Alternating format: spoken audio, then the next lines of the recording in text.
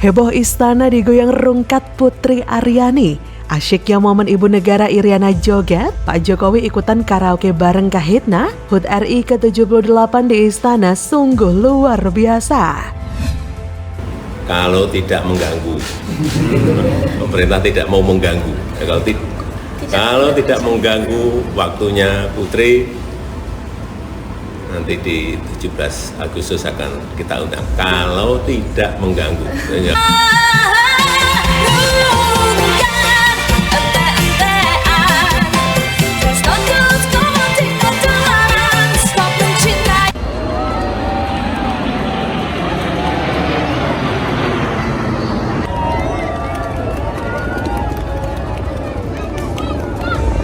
Halo, selamat datang di channel Redaksi Jurnal bersama JJ.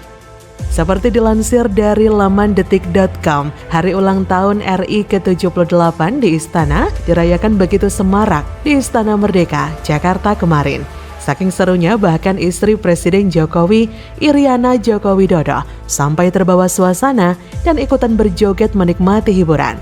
Untuk diketahui, peringatan HUT RI ke-78 digelar di halaman Istana Merdeka, Jakarta Pusat, Kamis 17 Agustus 2023. Para pejabat hingga ribuan masyarakat hadir menonton langsung upacara pengibaran bendera.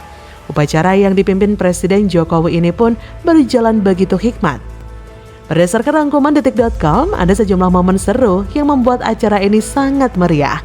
Mulai dari penampilan penyanyi Putri Aryani yang membawakan lagu rungkat hingga atraksi pesawat TNI AU. Perayaan HUT ke-78 RI ini disiarkan di akun YouTube Sekretariat Negara Kamis 17 Agustus. Atraksi pesawat tempur turut mewarnai kemeriahan HUT RI ke-78. Atraksi tersebut bahkan sempat membuat Ibu Negara Iriana Jokowi terpukau. Terlihat sejumlah parade dari pesawat tempur melintas di langit Istana Merdeka. Atraksi udara ini membuat decak kagum para pengunjung. Pesawat tempur itu terlihat berputar-putar di udara, memberikan pertunjukan kepada warga. Nah, salah satu aksi udara yang menyita perhatian berupa tarian Famire Dance dari sejumlah helikopter di udara. Mereka melakukan atraksi udara yang diiringi lagu asal Nusa Tenggara Timur bertajuk Gemu Famire. 4 helikopter tampak berputar-putar di udara. Sejumlah prajurit TNI yang berada di Istana Merdeka pun tampak berjoget. Lantunan lagu Gemu Famire ini turut dinikmati oleh Iriana Jokowi. Iriana tampak asyik berjoget sambil melihat atraksi helikopter di udara. Iriana yang duduk di samping Presiden Jokowi pun terlihat menggoyangkan kedua tangannya sambil tersenyum bahagia. Presiden Jokowi pun tampak ikut tersenyum. Di sisi lain, Putri Aryani menjadi salah satu musisi yang tampil memeriahkan HUT RI ke-78. Penampilan Putri membuat tamu undangan asyik berjoget. Penampilan Putri ini turut disiarkan melalui akun YouTube Sekretariat Presiden. Putri awalnya menyanyikan lagu Melati Suci ciptaan Guru Soekarno Putra. Lantunan suara Putri berhasil memikat para pengunjung yang hadir. Presiden Joko Widodo pun tampak menikmati penampilan dari Putri di lagu ini. Kata Putri sangat bangga, senang, dan terharu sekali bisa menjadi bagian perayaan kemerdekaan ke-78 Republik Indonesia. Putri lalu melanjutkan penampilannya dengan lagu kedua yang berjudul Rungkat. Lagu ini sukses membuat para tamu undangan berjoget ria di Istana Merdeka. Panglima TNI Laksamana Yudo Margono dan Kapolri Jenderal Listio Sigit Prabowo didampingi istri masing-masing terlihat berjoget. Sejumlah tamu undangan pun lalu turun dari podium dan mendekat ke arah Putri yang berada di sekitar lapangan Istana Merdeka. Tampak banyak sekali menteri yang ikutan berjoget. Menko Marves dan Investasi Luhut Binsar Panjaitan tampak menggerakkan kepala dan tersenyum. Luhut terlihat menikmati penampilan dari Putri Aryani. Ketua DPR RI Puan Maharani pun tertangkap kamera berdiri saat lagu rungkat didendangkan. Puan terlihat berjoget menikmati lagu tersebut.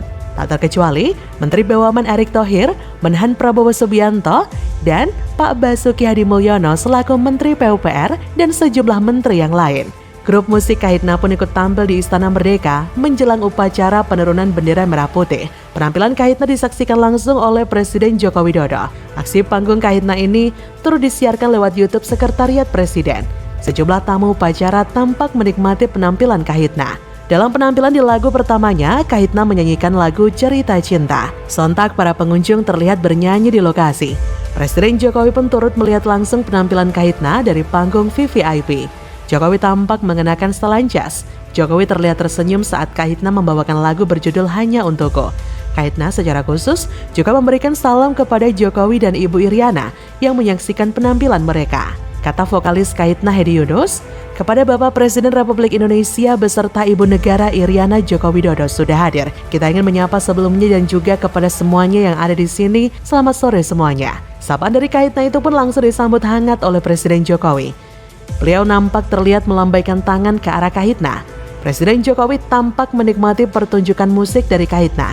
Jokowi pun terlihat ikut bernyanyi saat Kahitna membawakan lagu terakhir berjudul Cantik. Dirgahayu Republik Indonesia yang ke-78. Terus melaju untuk Indonesia maju. Jadi, bagaimana menurut Anda?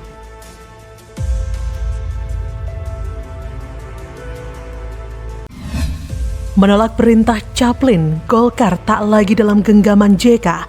Bersama PAN, ogah dukung Anies, tiba-tiba dukung Prabowo, JK berang, belum tentu menang. Tidak simetris, tergantung kalau sudah masuk ke pemilu itu berapa orang, orang tidak melihat lagi partainya, orang melihat orangnya. Tidak lagi mengusulkannya partai, tapi pada saat pemilih orang akan lihat orang ini gimana. Begitu selalu dalam pemilu. Jadi tidak ada jaminan ya Pak? Tidak ada jaminan. Bahwa koalisi besar itu bakal memenangkan Pak Prabowo. Tidak ada jaminan.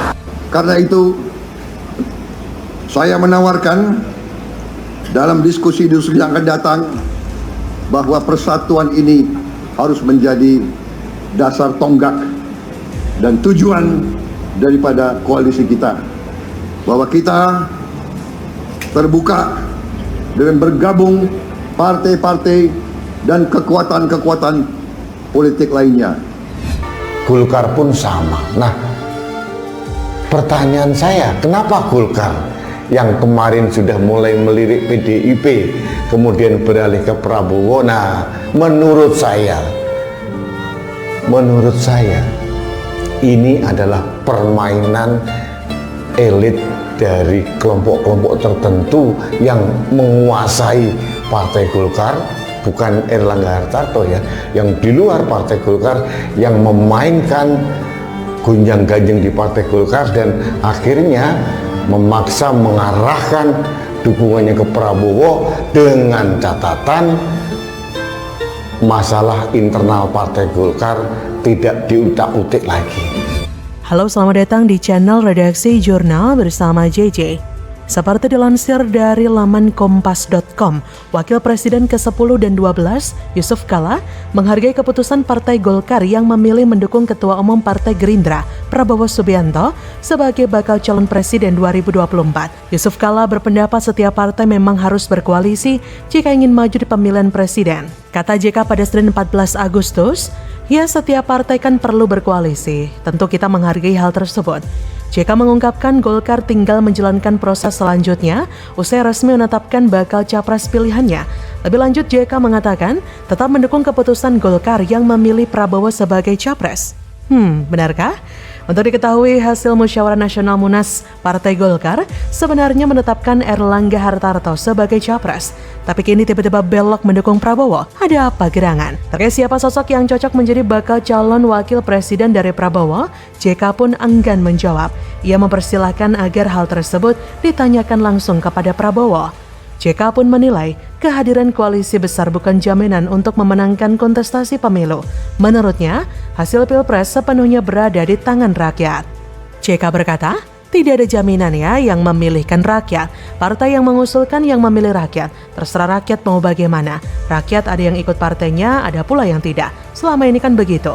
JK pun memberikan contoh pemilu 2009 saat ia berpasangan dengan Wiranto. Kala itu, ia didukung oleh dua partai masing-masing, yaitu Golkar dan Hanura, dan diperkirakan mendapatkan suara lebih dari 20%.